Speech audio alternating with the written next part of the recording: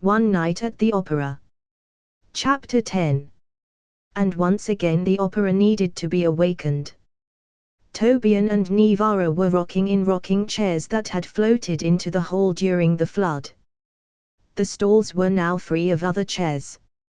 A simple meditative way to spend time. The tea had already run out, but if desired, they could go and pour more. Nivara found a small buffet at the exit from the hall, where new sweets and drinks constantly appeared, once they had finished the previous ones. No staff, everything was self-service. Flying saucers and teapots, which they had already seen before. This was nothing new. But going for another portion of delicacies was simply too lazy now. Too lazy to do anything. Lazy opera. However, this did not last very long. The occupation for the couple came by itself, no matter how hard they tried to sit in one place for a long time. Suddenly, a rustling of pages was heard overhead, and Tobian, throwing his head back, saw a book hovering overhead. It was the most ordinary book in a golden runic cover. Only, it was flying. It waved its cover and flicked its pages like a bird, and stayed in the air above the carpet runners. There was also a clear energy aura hovering around it, so it was unknown whether it needed to wave anything at all in order not to fall. Look. Let's read. Tobian languidly suggested to his dragon girlfriend. I'm too lazy, was all she answered, but if you read me something interesting out loud, I will be grateful. Come here. The guy stood up, trying to reach the little book with his hands, which at that very moment flew too close. But the book did not give itself into the hands, but only teased. It approached at arm's length, and as soon as you tried to reach it, it fluttered away, moving away again. Thus playfully it got on the guy's nerves, until others appeared. Books in different covers flew in from somewhere in the distant boxes, and soon a whole dozen of them were hovering around the chandelier. And what could this mean? Did they escape from the library? Tobian's assumption soon found its answer. A small oriental dragon entered the hall from the side along the carpet. It was not too long, unlike its ordinary brothers. Only 2 meters in length, half of which stretched along the floor, as a tail, and the other stood above the floor, as a body.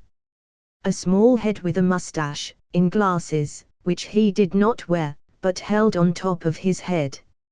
Multicolored segments of the abdomen, their blue alternated with green, and all the rest of the scales were purple. The escaped ones flew here again, this dragon sighed. He was leading a whole string of carts, connected by a locomotive. From one of them, large butterfly nets stuck up, which he immediately took out and handed to Tobian and Nivara, without much explanation. You will help catch these rascals, all the snake said, and he himself caught the book with a deft movement. They run away from the nets, but not as quickly as if you catch them with your hands. And indeed, the books slowly flew under the ceiling, but periodically they fell almost to the very floor. And then, with the help of the net, they were easy to catch. All 3 of them immediately began to do this, but the books continued to arrive from somewhere. Put them in the carts, but cover them with a sheet right away so they don't fly back, the book snake repeated. Bookworm, Nivara quietly joked in Tobian's ear as she passed by, or you can catch them from under the ceiling, gravity is still playing around. That worked, too, and much more fun. True, with a fair share of misses. They dragged several ordinary chairs into the center of the hall. They were now lying around freely, having been washed away earlier by water, and scattered somewhat randomly. They still had a wonderful spring, and threw you up if you jumped on them, like a trampoline. You jump and soar up to the ceiling. This time, quite quickly. The smoothness of the flight had disappeared somewhere, and the heroes were thrown up very quickly. But when landing, the speed itself decreased, and they always very slowly sank back to the floor, or even back to the chairs, to jump again. In this way, they managed to get the most disobedient books, which preferred to remain under the painted vaults, and not to descend. But Tobian and Nivara quickly coped with the task. As for the small eastern dragon, he did not jump, but acted mainly from below, and always adjusted the covers on the carts. The books that had already been caught were just trying to break free, restlessly flapping under the canvas. Sometimes they managed to escape again, and after a second escape they often remained in the air, becoming even more disobedient. And where do they come from? From the library, her relative confirmed the dragoness's guess, from the local branch. They run to watch the performances, even if there are no performances now. Although, right now they are in full swing. Everyone is watching the heroic adventures. Really? Is someone really looking at us too? Nivara didn't believe it the first time. Of course.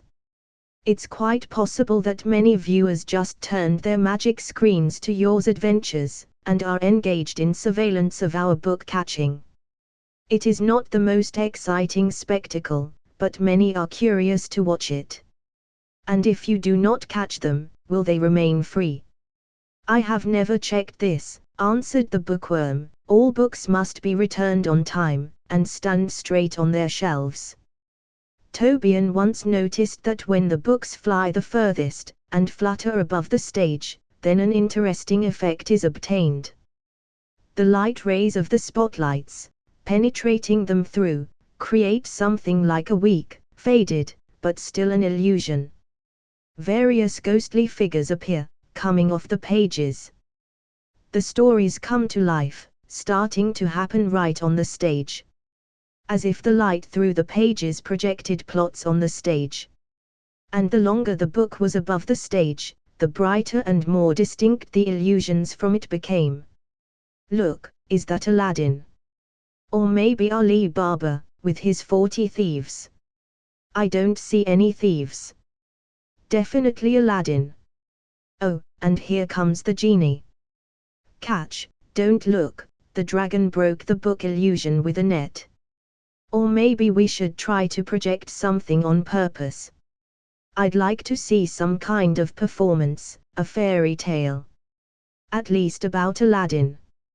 Anything is more interesting than just rocking in chairs. And you shouldn't just rock in chairs, the owner of the bookstore interrupted her, you go on heroic quests. Now, I'm catching books. Then something else. Although, I wouldn't call this book quest planned. Rather, it was the opera itself that ordered it. This is a light adventure to keep the heroes busy until something more epic comes along. And I'm fine without the epic. Let's have more tea parties, and I'll be happy, joked Tobian. I wish they'd put a giant movie screen on the stage instead of a curtain and show a movie. I'd be happy to spend a couple of hours watching a movie. And more tea. What's wrong with this tea? The dragon protested again, shoving the last books into the carts. Okay, that's all. Now tighten the canvases from above with these belts so that no one flies back. Thank you, you're great. And I have to go. And indeed, without waiting for the heroes to say goodbye, he bowed himself and began to walk away, dragging a small train of carts behind him. Book catching turned out to be a small, but entertaining, adventure, and then the heroes were left alone again. They returned to the rocking chairs, and still went to get themselves some more tea. And now they sat and waited, what else would the opera bring them?